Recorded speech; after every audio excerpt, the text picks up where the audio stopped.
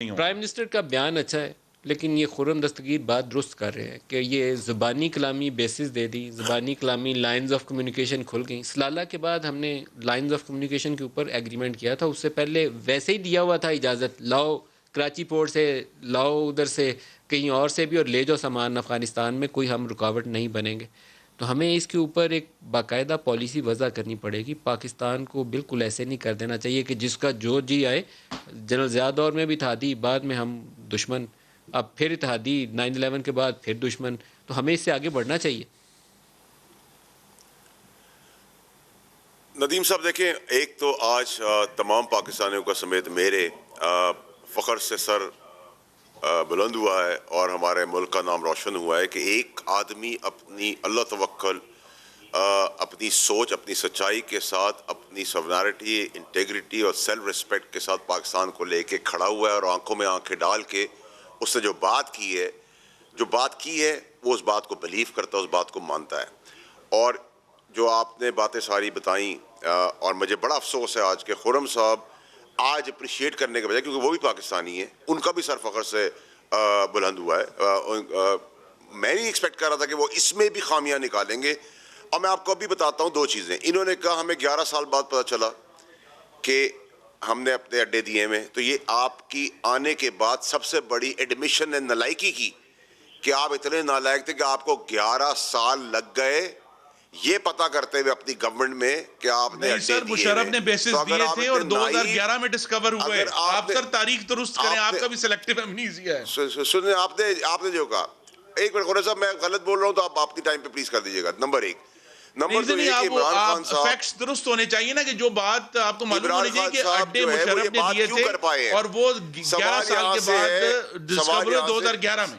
सवाल यहाँ से है कि इमरान खान साहब ये बात क्यों कर सके और इससे पहले कोई क्यों नहीं कर सका? क्योंकि इमरान खान साहब की कोई कमजोरी नहीं है, वो ईमानदार है, उसका इंटरेस्ट और पाकिस्तान का इंटरेस्ट एक है। इनका इंटरेस्ट और पाकिस्तान के इंटरेस्ट नहीं मिलते। जब आप कमजोर होंगे, जब आप चोर होंगे, जब आप करप्ट होंगे, जब आपकी प्रॉपर्टीज बाहर पाक होंगी, आपके बच्चे बाहर पाक होंगे, जब आप भागे हुए बाहर होंगे, तो फिर आप टर्म्स एंड बच्चे बाहर होने का बात ना किया करें। पॉइंट ऑफ स्ट्रेंथ, आज का पॉइंट ऑफ स्ट्रेंथ बयान जो है, आप अगर हम उस पे फोकस करें तो चोर डाकू कहने के लिए 365 दिन पड़े हैं, फिर आप इनको कहते रहिएगा। जो पॉलिसी स्टेटमेंट है, आपको मिसाल दे रहा हूं, मैंने अभी एक मिनट और मैं आप लोगों से चाहता हूं कि आप इसको एक मुश्तरका इलामिया की शक्ल दें ताकि पाकिस्तान की पॉलिसी बन सके। ये मेरी दरख्वास्त है आप लोगों से। नहीं, नदीम मलिक साहब, ये जाती है। I have the right to speak whatever I want to speak. I can speak my mind. मैंने किसी का नाम नहीं लिया। अगर आपको लगता है कि मैंने नवाज शरीफ का नाम लिया तो आप उछल पड़े। मैंने तो नाम किसी का नहीं लिया। नदीम मलिक साहब, खुर्रम साहब क्यों उछल रहे हैं इस बात के ऊपर? I'm very surprised। जो मर्जी दिल आए कहिए, आप इनको जो दिल आए कहिए, मुझे इतराज नहीं है। मेरा सवाल अभी भी कायम है कि प्राइम मिनिस्टर का बड़ा पावरफुल स्टेटमेंट है, आप इसको एक मुश्तरका इलामिया की शक्ल दीजिए नेशनल सिक्योरिटी कमेटी के नहीं करेंगे नदीम मलिक साहब, और इस बात को पाकिस्तान की पॉलिसी स्टेटमेंट की शक्ल में सामने रखिए दुनिया के, ताकि कोई इसको चैलेंज ना करे। नदीम मलिक साहब, आपकी जो ख्वाहिश है वो एक ईमानदार सच्चे पाकिस्तानी की ख्वाहिश है। ये मुश्तरका इलामिया कभी नहीं करेंगे। ये कभी वेस्टर्न वर्ल्ड के सामने खड़े हो सकते हैं, ये उनको बोल सकते हैं। इनको तो आज चुप लगी हुई है, इनको सांस नहीं आ रहा कि इमरान खान साहब ये बात कैसे कर बैठे हैं। पाकिस्तान को किस बुलंदी पे ले गए, जबकि हम सुपर पावर नहीं है, हम डिपेंडेंट हैं।